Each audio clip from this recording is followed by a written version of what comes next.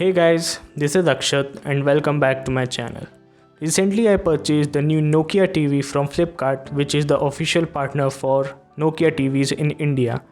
Nokia launched 5 new LED TVs which comes with integrated Onkyo soundbar starting from 15,000 for 32-inch TV and goes all the way up to 70,000 for 65-inch TV. So the variant I am using is a 55-inch 4K LED TV which was priced at 40,000 during the Big Billion Day sale. The price was changed after the Big Billion Day sales to 41,000 and now the current pricing of this TV is 43,000. Don't know why they are increasing the prices as the Realme SLED TV is also launched for 40,000 rupees, which makes it a good competition for the Nokia TV. The highlight of this new Nokia TV is the integrated 48-watt Onkyo soundbar, which is one of the best features you can get at this price point compared to the new Realme SLED TV which features a 24-watt speakers. So this is my full review of this TV after using it for a month and I have noted some pros and cons. So let's get started.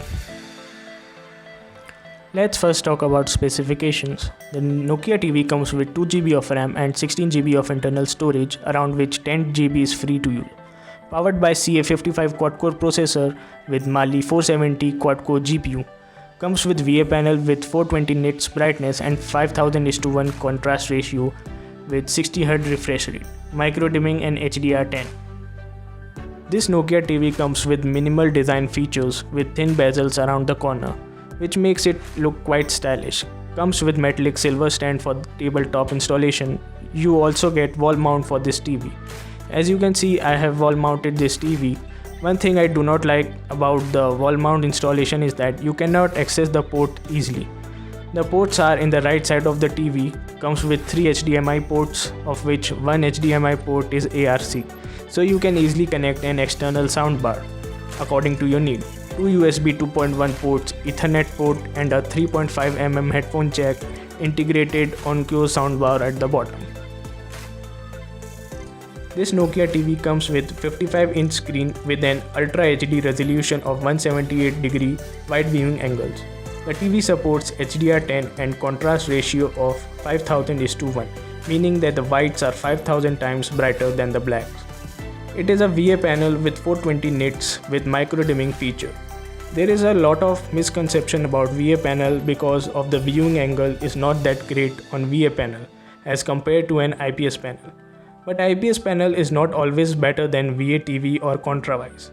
IPS panel offers wider viewing angles and faster pixel response time than VA panel. Contrary, VA panel offer deeper black levels, stronger contrast, better black uniformity and also better color accuracy. This means if you use your TV in wide living room with many viewers, where you need a TV with wider viewing angles, of course IPS TV is better. Additionally, IPS TV is also better to be used for watching sports program. On the other hand, if your main consideration is picture quality without regard to the viewing angle, VA TV is a better option. Furthermore, for HDR performance, of course, TV with the VA panel is better. As for the audio, with 48-watt Onkyo speakers, which is one of the best you can get in any smart TV at this price with decent amount of bass and treble. The audio focuses mainly on vocals, as the bass is not overpowering but it can be tuned according to your needs, as it comes with 5 different audio profiles and an option to enable surround sound experience for 5.1 audio or video. Let me play a song and you can listen the sound qualities. Earphones are recommended. That I never take an L.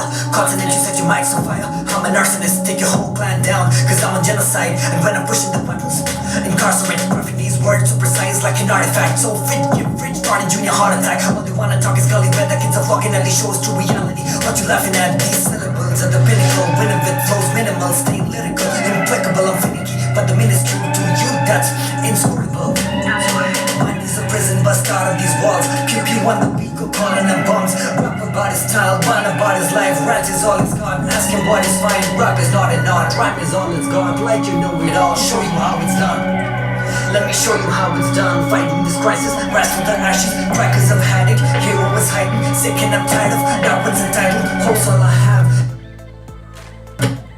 battle these demons, come back and survive it.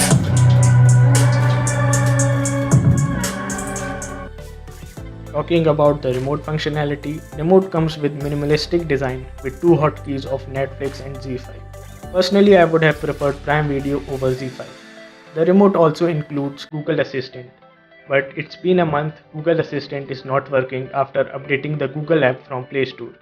You need to uninstall the Google update, then only it will work. Comes with inbuilt Chromecast features so you can easily cast your content from mobile phone to your TV. Talking about the screencast, it works fine in my Asus Zenfone 5Z, but when I try to use screencast from Realme device, it is not getting connected.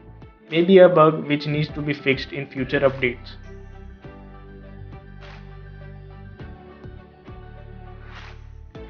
As for the connectivity, it includes built-in two-way Bluetooth for wireless connectivity and Wi-Fi, which only supports 2.4 GHz band.